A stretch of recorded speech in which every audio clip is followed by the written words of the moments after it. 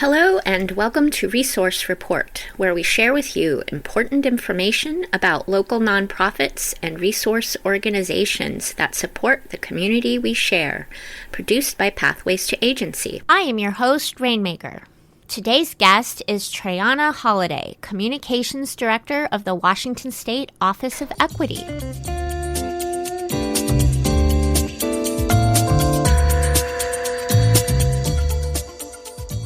I am here with TraeAnna Holiday from the State Office of Equity. How are you doing today, TraeAnna? I'm doing well. It's been a busy day and I'm looking forward to spending some time with you. Oh, thank you. I'm looking forward to this interview as well. Can you please reintroduce yourself, your position, and how did you come to be here at the State Office of Equity? Yes, so my name is TraeAnna Holiday. I use she, her pronouns. I am the Director of Communications for Washington State's Office of Equity. And I got the opportunity to be brought into this work from a lot of the media work I was doing in community. Before this role, I had got introduced to the former director of the Office of Equity. And as she was building out her team, she offered me a role here to come and join the office. And I'm so grateful for the opportunity. Use a approach that allows us to be centered in empathetic, equitable approaches to care for people. Number one, to understand a notion of Ubuntu, which talks about I am because we are.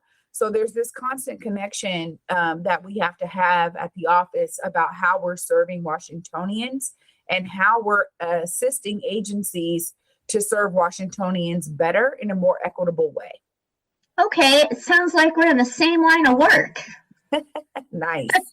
Because I'm all about that too. And so this might be a how question rather than a what question, but about what y'all do. And there are some things listed on your website like accountability, access and accessibility, communications, your community advisory board, immigration subcabinet, consulting, and tribal relations. Those are some of the things. Is that correct? Yeah. So can you break those down for us? Yeah, absolutely. So if I pull up our website and I go through the list, I can easily share how all of those bodies of work contribute to our overall approach in the office. When we look at the things that we do, accountability is how we ensure that agencies begin to understand how they are servicing Washingtonians. So we work to bring agencies into an impact framework that is really foundationally built by our social determinants of equity. We have 15 of them, which are also called our impact areas. And what our data team and our analyst team is doing is building out accountability metrics that allow for agencies to identify how they're equitably serving Washingtonians. And so we work to have a transparent nature when it comes to the accountability process so that Washingtonians are informed about how agencies are moving and agencies are informed so that they can better serve Washingtonians over time. That's really what the goal is around our accountability. We're building out dashboards, which you will see coming out this year and even more next year, that help to showcase how the social determinants of equity are being managed at the state level through all of the agencies that we work with.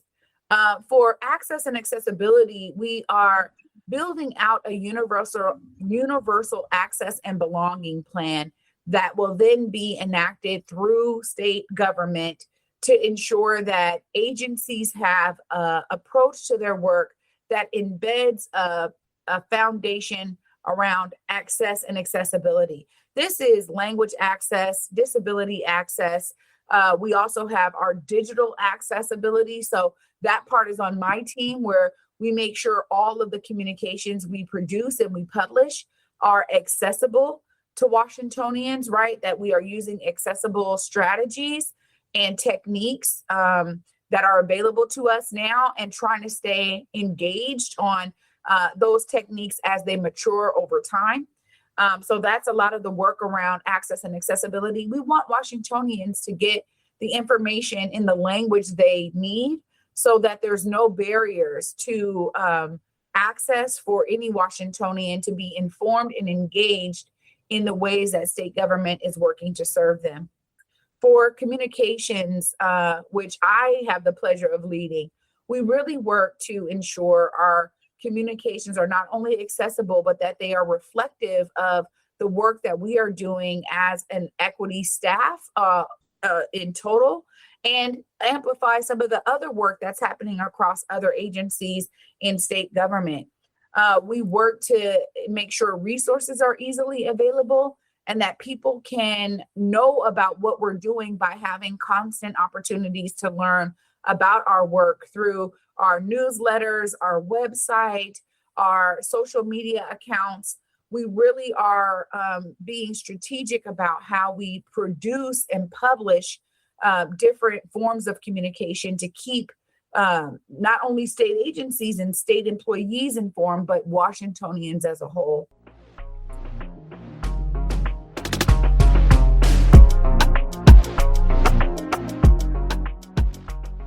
With our community advisory board, we are, so excited to have community members from across the state to help really anchor our work in ways that are serving the communities they're a part of. Their input, their lived experience is really getting embedded in the ways that we work to serve. So having their expertise and their advice and their lived experience be a guide for what we do and how we serve has been integral in so many ways, and it's only growing. So it's very exciting to have our community advisory board, which again has folks all over the state. So we are really making sure that different kinds of needs that are necessary in certain regions of our state are being met through the understanding that we're gaining from our community advisory board members, which is managed by two community advisory board program managers that are equity staff. And so they stay in constant communication with them. And those advisory board members are helping us with various aspects of our work, different projects, or recruitment, or other opportunities around community engagement. They are supporting the work by also sharing their lived experience in ways that are super valuable to us, but also allow us to have an approach that reflects the lived experience of Washingtonians as a whole, with the communities that they represent. Our immigration subcabinet work, we have the pleasure of leading the immigration subcabinet through Governor Ferguson's Executive Order 2509. That opened up a new body of work for us that really is focused on how we're serving and protecting our immigrant, refugee, LGBTQ+, and people with disabilities communities. So the work of the immigration subcabinet allows for us to create different standards across state government to ensure that we are utilizing a unified approach to serving and protecting those in our state who are dealing with immigration enforcement related issues and other issues that come up for specific communities, because we also know that at this time, a lot of people are being impacted in ways that are truly devastating to families. And so we are working diligently to build solutions alongside community and share how we are utilizing that understanding internally throughout not just the Office of Equity, but agencies across the state government and the enterprise.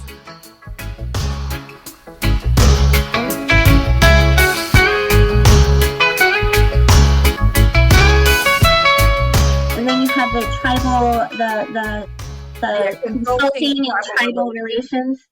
Yeah, so our consulting work is where we have consultants on our team that are really working with agencies in various areas. We recognize that we had to concentrate our focus on just a few of those social determinants of equity or those impact areas to help agencies ensure that there is a streamlined approach around how they're servicing community members. So we're focusing on making sure government is accessible to all, that people are safe, so safety for all, and also one other area. But our consultants are working directly with, and I think workforce for all or something like that, but I forget the name.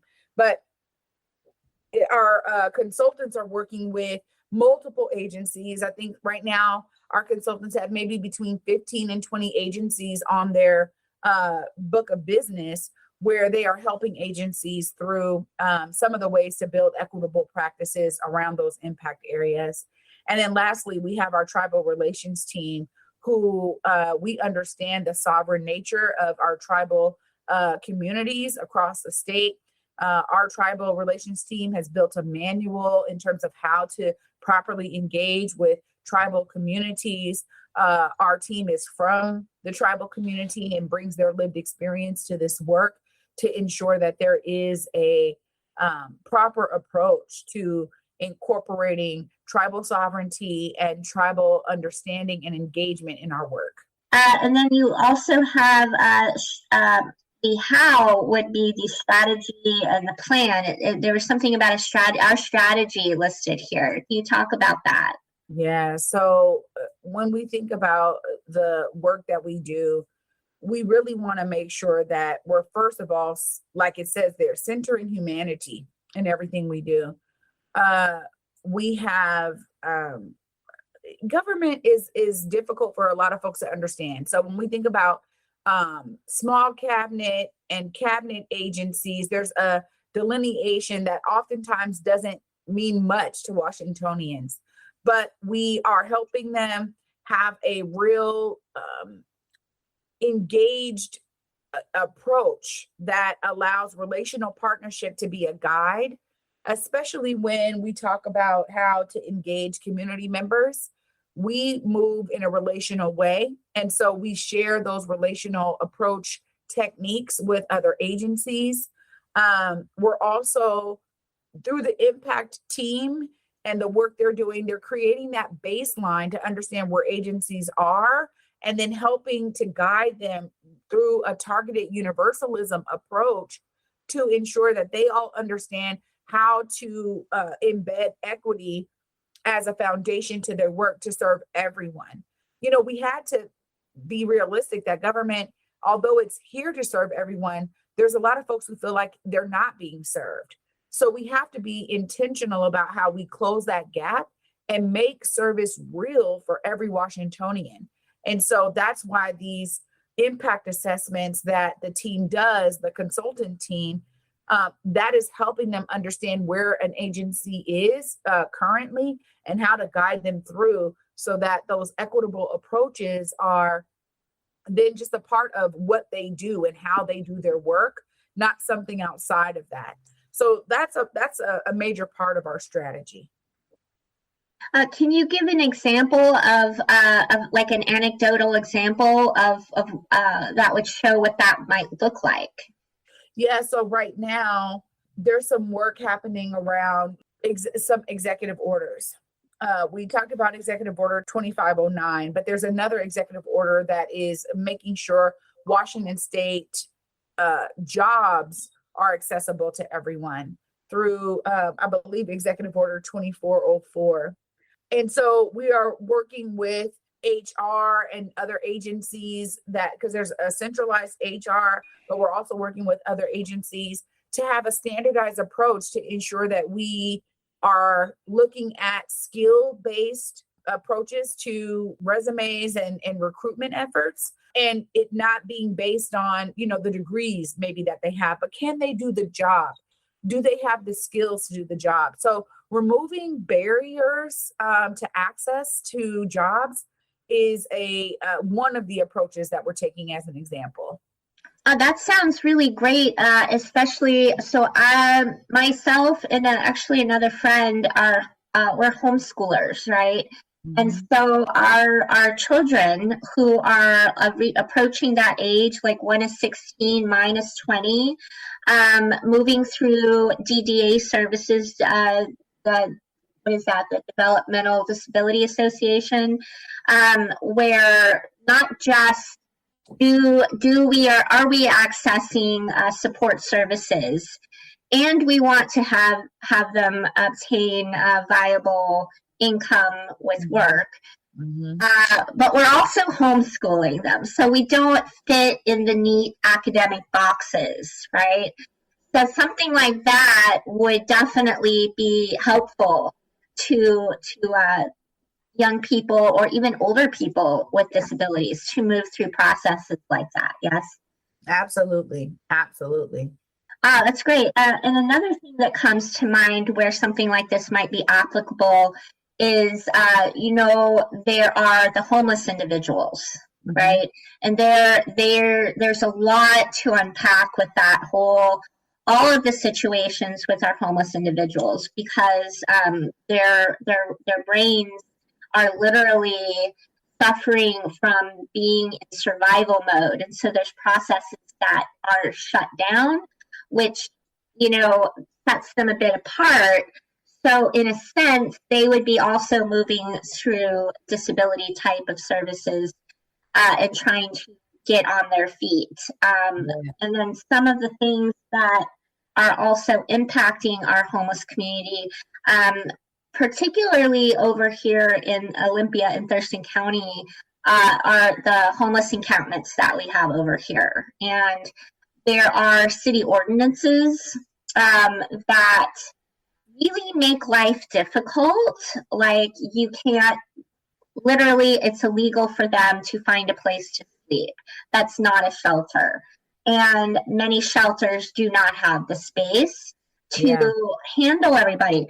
And so I have a question around that. So how can the Office of Equity support smoother transitioning of these individuals and these ordinances that are directly creating very strong barriers to moving forward? Well, it's an interesting question. One of the things that we tried to do was make homeless and housing resources available. And the governor's team is actually working on kind of some policy, I think, around this, some another possible executive order around this. But I think it's still in the early stages, so it's not ready to report on yet. But I think there's a work group that involves multiple folks from different agencies and the governor's office working to understand how to approach this very topic. It's just not yet ready to report out on, but I do know that there's work being done in that regard. That sounds very hopeful and promising. Yeah. For us, as soon as that work is ready to be released, we'll be ensuring that we are sharing that with the public. Yes, indeed. That would be great. There is a challenge over here. I don't know about other areas of Washington, but the challenge over here is that it's kind of lip service to a degree, where yes, they will say you have this amount of time to move your things, and then their things get bulldozed before that time was up. And this is a recurring habit and pattern where individuals have IDs and personal items of identification and things like that, and that they need to be able to get into different programs. And they lose their stuff and aren't given a chance to pick themselves up before everything is gone. And it's really unfair. And so I am looking forward towards a better day moving forward with the Office of Equity's plans with that. Thank you so much for sharing that. Absolutely. Yeah. I think a lot of people will be very happy to hear that there's some good problem solving happening. Yeah.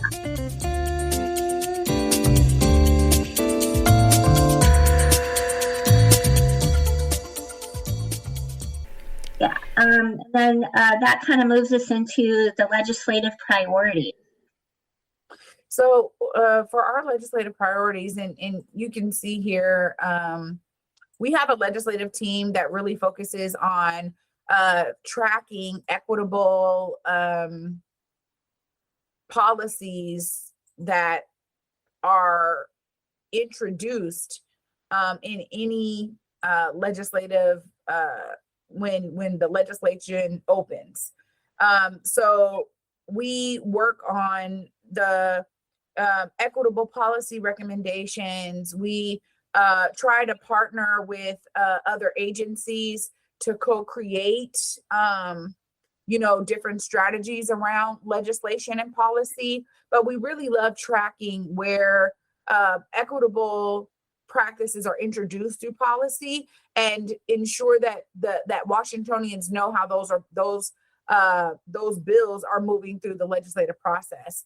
But there's a huge part of this that I think is really around that the way that Washingtonians are experiencing the legislative process. And so we're really working to not only inform and engage folks, but when we have our legislative priorities identified at the beginning of the legislative session, we work to share those out.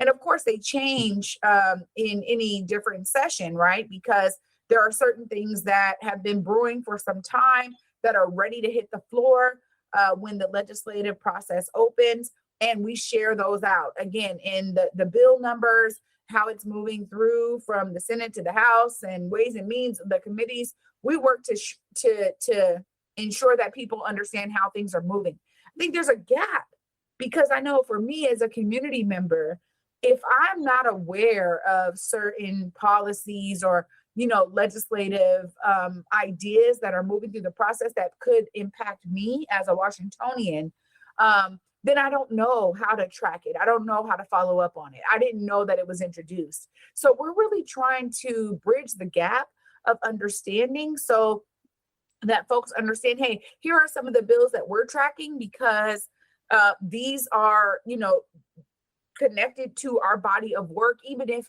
we're not directly involved with them.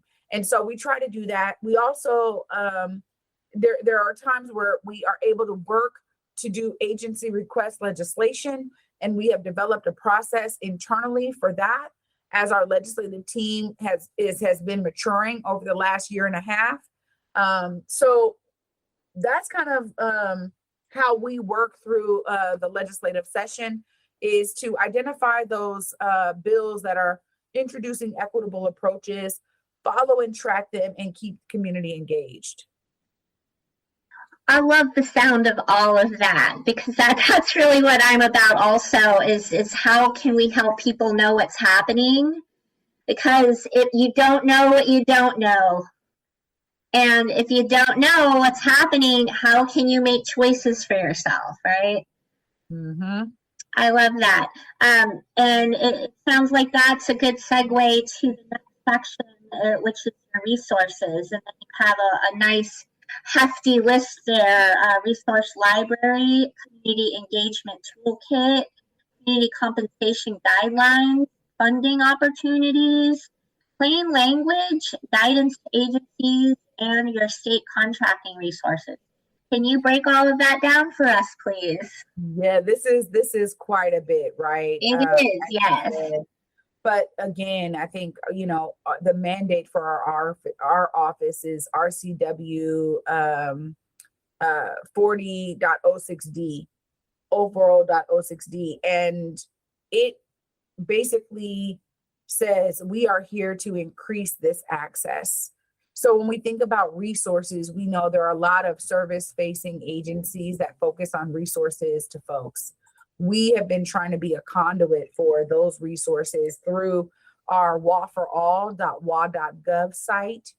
If you go there, you will see that we have worked to congregate resources that are available from the state and from communities across the state, community organizations across the state in a wide variety of categories. We have several that have been identified as very necessary. So we put them up front with community members, state and local government resources, tribes and indigenous communities, nonprofits and community-based organizations, the private sector and philanthropy, and data and reporting as being some major key areas where resources need to be accessible. But we also have our impact areas below that. So we have resources for all of our impact areas. Again, this is over 300 resources that are statewide. We have food justice, digital equity, career opportunities, housing and home ownership, transportation and mobility, economic justice, healthy environment, early childhood development, resource and natural recreation and natural resources, health and human services, vibrant communities, law and justice, education and opportunity, safety, and state and local practices. So I name all of those because this Law for All site has been a game changer for us. We started it last year, and I'm so grateful that a lot of folks on the comms team have been working diligently to bring this resource to life, because there's a lot of places you can find things.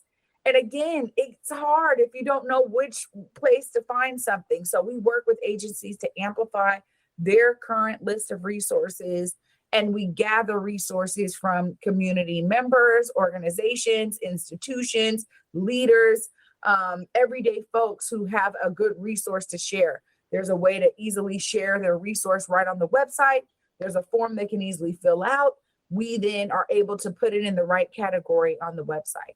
So that's a major game changer, and it has been for us. The community engagement toolkit is something that we're so grateful for, because a lot of agencies have kind of had that question, well, how do I do it, right? Where are the guidelines? We all kind of want to do this, but how do we do it? And so the community engagement toolkit walks agencies through a more streamlined process of how to do that.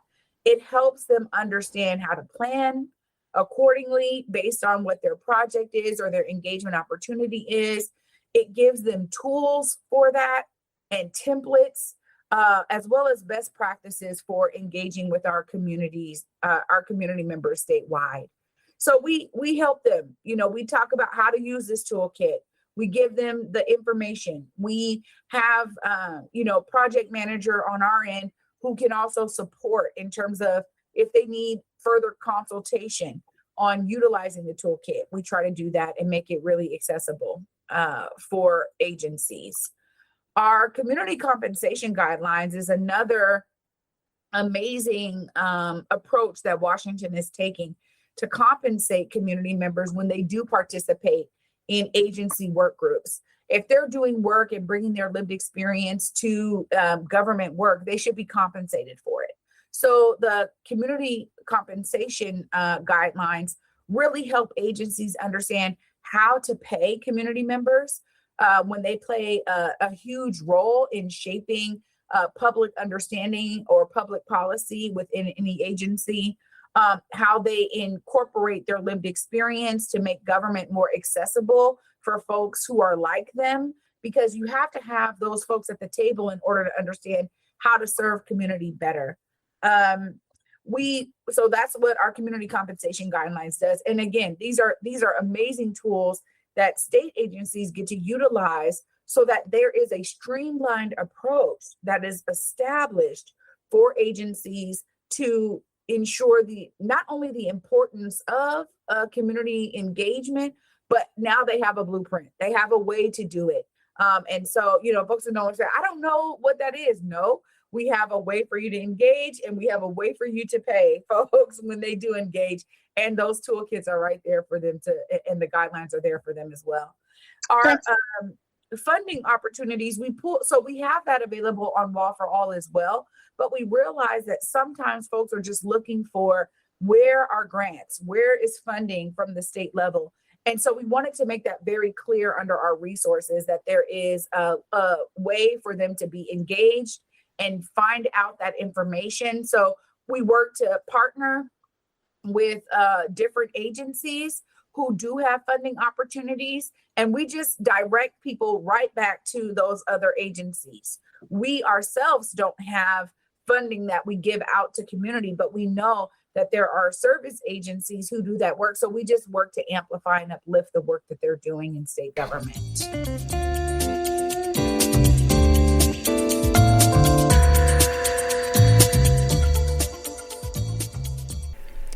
We have to talk to folks in ways they understand. So in our office, we really work to have no more than like a 10th grade reading level for our communications. At times, it's a policy heavy document, so it's going to be a little bit above that, or depending on the complexity of the topic, it could increase that reading level in terms of how we write about something.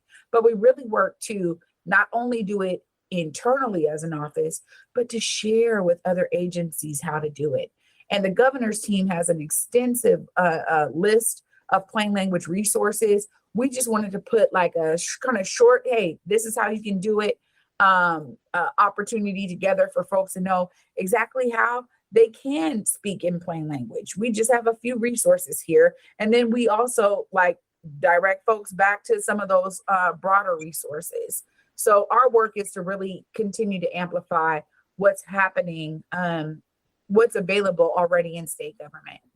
And then for our guidance to agencies, we were in a time where everyone was asking, how do we speak about this work? How can we approach this when there's a change in federal administration and the work that we were just starting to embark on or have been doing for a long time is now being attacked? What should we be doing as state government? And so I'm so grateful for our leadership with Director Megan Matthews, who, worked with other partners to pull together specific guidance to agencies that we have produced over time. We have like 3 memos that we've shared with state agencies that we wanted to make publicly available so that, again, Washingtonians, we're being transparent about the ways that we are trying to approach equitable work within state government. And so that's what our guidance to agencies resource is all about. And then one I'm super excited about is our state contracting resources. This is one where, no matter where you are in the state, if you are a small business owner, you know that there is a barrier to doing business with state government. There's multiple barriers that many small business owners face. And we recognize that we had to do some serious work and work with a contractor and work with our team to identify what those barriers are and how can we work with other state agencies that do business and that also are, agencies who do a lot of contracts with small business. What does it look like for state procurement to change and adjust so that those barriers are being mitigated for business owners across the state? So much of that is because if you are a single person LLC, right? You run your business, it's just you don't have another person on staff to fill out all of this paperwork, to hope that you get a response in 6 to 8 weeks, and to look at where the procurement is. So we really tried to create a guide for businesses by working with other agencies on contracting and coming up with some different ways to open the doors for businesses to really contract with the state. So we're really proud of all of those resources, and I'm so grateful that we are able to work on streamlining how resources can not only get to the people but be utilized so that folks can really thrive. Oh, thank you for sharing all of that.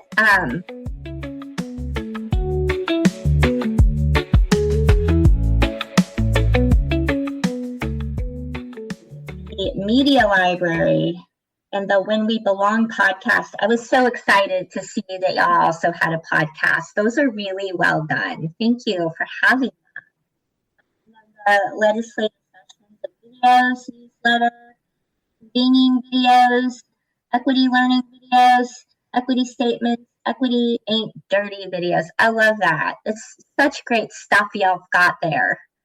You break all that down for us. You're really doing a great job breaking everything down. Thank you so much. Well, you've done a great job of compiling it all. So it makes it easy to talk about it in a succinct way, even though it may seem long-winded because there's a lot we're talking about, right? But so for me, coming into state government, I recognize like I wanted to, as a communications director, I wanted to approach the way we communicate in a different way and maybe provide an example for other agencies that government can produce engaging content when we do a few things. One is personalizing content by showing our staff, our employees, showing them on screen. So when we talk about who is doing this work, you get a direct reflection of those folks and who is actually doing the work. You know, when I said I come from community organizing before this job, I just, you know, I don't know who works at DSHS or who works at DOL or who, you know, we don't, as state employees, there's not enough of, let me show you who I am and let me relate to you person to person, human to human, Washingtonian to Washingtonian, right? So I wanted to create some innovative approaches to incorporating video series as a way for us to explain the inner workings of what we're doing day over day. We are public servants, and these series all kind of grew out of a need to do just that, to make the work we do accessible, transparent, and personal to us so that we're opening ourselves up to those that we're serving. Because we're also those we're serving, right? Any state employee who lives in Washington State is the exact person that they should be serving in their agency, right? You're serving another Washingtonian. So When We Belong started as an opportunity to connect with certain folks across state government and different agencies to talk about how we were engaging in discussions and strategies around making Washington State a belonging state. Because it starts with like government service. Messaging is important, but can people access what they need? Do they feel comfortable when they come to a government building and have to work with someone across a counter because they are in need of service and they come there to be serviced? Do they feel like their dignity is being upheld? How can we be intentional about what we're doing for service line agencies to have a sense of belonging? And what do we have to dismantle in order to make that happen? So When We Belong kind of started from that notion of, let's get folks together to start talking about how we do this and make it accessible for anyone who comes to our site, anyone who goes to our YouTube channel. They can see that we're just having these real discussions. Creating an opportunity for folks to be on a journey with us around how we engage in a legislative session was really an opportunity to say, hey, we're new, we're a young office. Come with us on this journey as we learn how to do legislative sessions. Let's make that transparent so that folks know, like, this is what it looks like. And, you know, man, you know, here are my reflections of the day after being, you know, involved in a legislative session all day. And so that's how we got to that body of work. Our newsletters are how we tell people about what we're doing on a regular basis. Now we have a biannual newsletter because we produce so many other forms of communications that we said, let's just make sure folks are updated, because we have different teams within the office and we want folks to be on this journey with us. And so that allows us to always share what we're doing. When we were producing a statewide convening, which we had to, we actually had to, I don't want to say, but we had to adjust and pivot because of budget. So we no longer do these convenings, but we wanted to make it clear what people were gathering to do and what that experience looked like through our convening videos. Our equity learning series, those videos are opportunities for state employees to gather around specific topic areas. At times, it's us having an expert come in to talk about a very specific topic that applies to state agencies and state employees.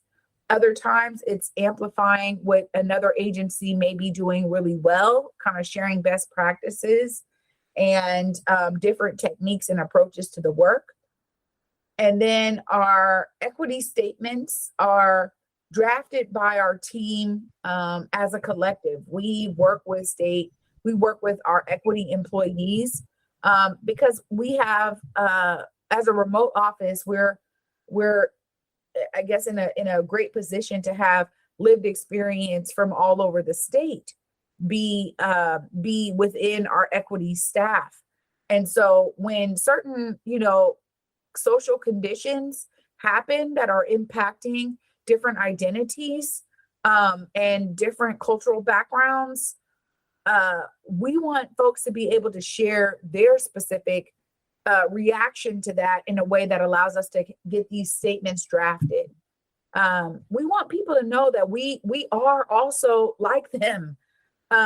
Even though we're state employees, we are Washingtonians, and we carry, intersectional identities in our personal lives. And there are many times where we are just as impacted as anyone else when it comes to some of these social conditions or social issues that make us need to say something so that folks understand, no, we see you and we feel you because we are feeling it too.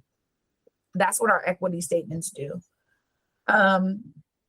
Of course, with the change of administration, we wanted to be clear that equity ain't a dirty word, right? It's not dirty for us to do this work. It is necessary. It is vital. So Megan Matthews, our director, Megan Matthews, has personal one-on-one conversations with equity champions across the country through a conversational style, interview, really. And it's really just a conversation that the camera is picking up, and it's been packaged well, right, with our branding. But that's what Equity Ain't Dirty is all about. It was about the fact that we had to make it clear we were standing on our commitment to be equitable in our service to Washingtonians. We're not wavering in that commitment, and we want to amplify others across the country who are doing the same. That brings up a important question that I had wanted to ask. With the federal administration's policies around LGBTQ and DEI, diversity, equity, inclusion, and there's this thing where they're like shutting down any organization's request for grant funding if they include any language like that or about those things. And I was wondering how those policies are impacting you guys, the work that you're doing, and the funding opportunities that y'all are providing. Well, so what's great about us is we are not funded through federal funds as an office. Oh, that's we are funded specifically through Washington state funding, and our funding, we're part of a central services model. So we're funded through other agencies within state government pour in to make our budget real. So that gives us the autonomy a bit to be able to double down on our equity efforts in a way that we know is not real for every agency. There are a lot of agencies who are faced with budgetary challenges because of this shift in the federal administration and their priorities. And so we recognize that as well. That's another reason why we have to talk about it in the ways we do, because Washington state is standing firm based on Governor Ferguson's commitment, and before him, Governor Inslee's commitment to being equitable in our service to Washingtonians. That's why our office was created. And so you're absolutely right. We recognize that that series can't have everyone on it, because some folks are like, look, we had to make certain shifts, or we've had to make certain cuts, or we've had to do certain things to stay in existence. And that's just being real, and it's being felt by so many different institutions who have built their foundation on equitable service or service to certain populations. And so we recognize that hardship. It is real. It's being felt by many, many Americans. Thank you for that. It sounds like that would also be affecting how y'all work with the immigration laws and ICE, how y'all might be helping people to navigate those issues. Yeah, this is why the immigration subcabinet was so vital, because we had to have a concentrated effort on how we're adjusting, supporting our immigrant refugee community. But that's also why we saw a need to expand that to our LGBTQ plus community and our people with disabilities community, because the reality is a lot of these issues are impacting other folks as well. And there are concentrated efforts to dismantle a lot of the work that's been built over decades of time to protect our people and to make sure people can be who they are. And so you're absolutely right. That was exactly why we had to invest our time and energy in building up the immigration subcabinet alongside community organizations and community folks who that is what they're dealing with day in and day out. It was important for us to have a concentrated effort. You're absolutely right. The irony, I just have to say this because the irony, I'm going to say the quiet part out loud, that is that every single human being that lives in this country is an immigrant if you are not a Native Indigenous American. Absolutely. That's the irony. Hello. Let's remember who we are, people, and where we came from. I couldn't agree with you more.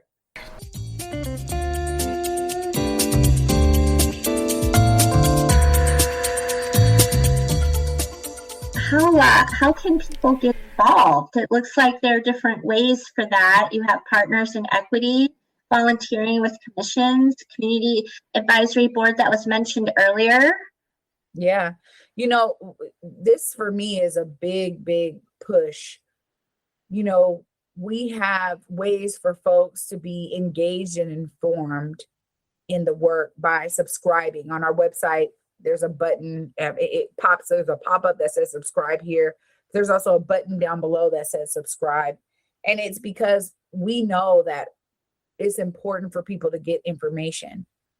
Did we talk about the community advisory board again? Volunteer. So when we have openings for the community advisory board, if you are, we try to push those on our social media, so you can follow us on social media.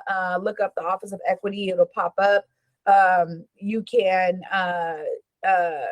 subscribe to those newsletters. We work to publish that as broadly as we can when those openings and those applications open up for new advisory board members. And again, we accept all types of lived experience. It's very vital to our work. We don't run the commissions, but we always want to amplify other opportunities for folks to get engaged in state government through volunteering with the commissions. They are, strong partners of ours. So those are two major areas of opportunity for folks to get involved. There's also other work groups that are created. And when we are aware of those work groups, again, we will be working to amplify them as best we can.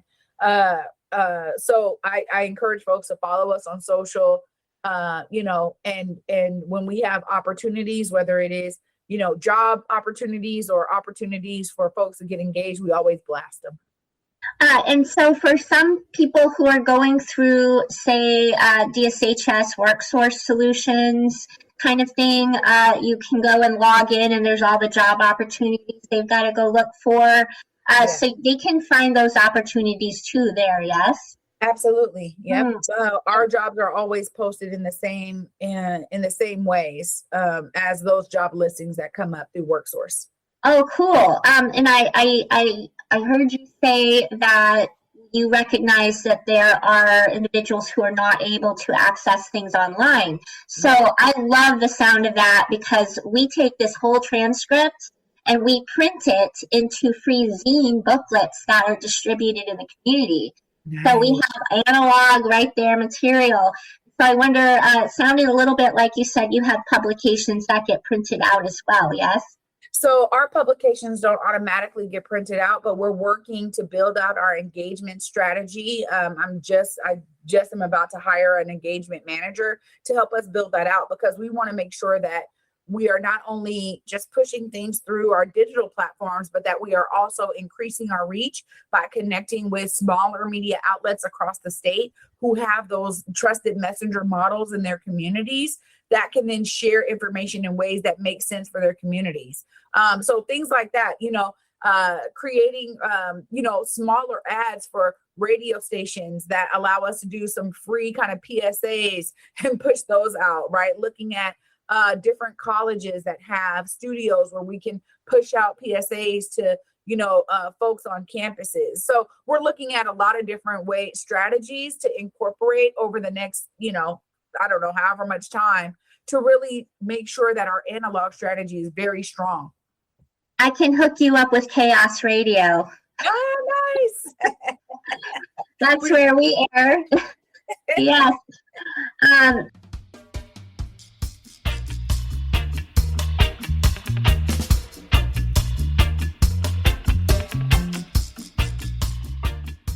So I like how when we go back to the plain language and your accessibility to everyone, and how you want to have people working with you in the advisory committee with all the different kinds of lived experience that you can possibly imagine. That tells me that you're breaking down barriers, because a lot of people have this conception of themselves that they are not able, they are not adequate, their voices do not matter and do not count, they are homeless nobodies. And what I'm hearing is that is just simply not true, that every voice matters, and we especially want those voices to be included, because everyone is part of the community, not just the people who live in houses and have nice jobs, right? Yeah, no one is a throwaway. Let's just be clear. There are no throwaways. We are all here having a human experience. We are all in these vessels as human beings, and we deserve to have the dignity of being incorporated, of being seen, valued, and heard in ways that are felt. So thank you for sharing that, because that's why we have to be champions of this work. You understand? I don't get to take this off because it's 5 o'clock and I'm clocking out. That's not what we're talking about here. This is round the clock work, because our people need us right now. We do not have the privilege of removing this champion cape or hat for nothing, especially now when so many people are in need. So you're absolutely right. We care for everyone. And when we talk about building and creating and exploring and, cultivating a Washington for all, we are talking about all, period. Thank you so much for saying that. We need to let people hear that as much as possible. It's so healing and good to hear those words, and very educational for some who may not choose that view. And so we hope that one day everyone will share this view that we share. That's right. Thank you. And on that note, is there anything else you would like to share? I think that was it. I mean, you just buttoned it up so well with saying that, because I think that's when I talk about Washington for all, that's what we're saying. And we're working to make sure other agencies understand that. So it's really, everyone moving in that same vein. So I thank you for sharing that so I can button it up with that, because it's real. You're welcome so much. Thank you so much for engaging with me in this interview. I appreciate you. Absolutely. Yeah. Likewise, I appreciate the work you're doing to inform our communities. Stay in it. Stay in it, Rainmaker. I'm not going nowhere.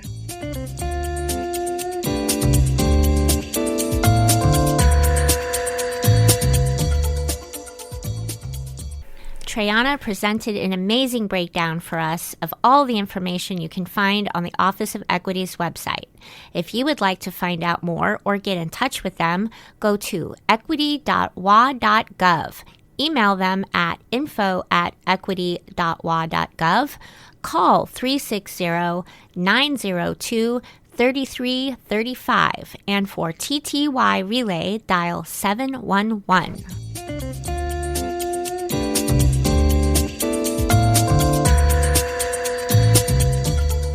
That's it for today's resource report produced by Pathways to Agency.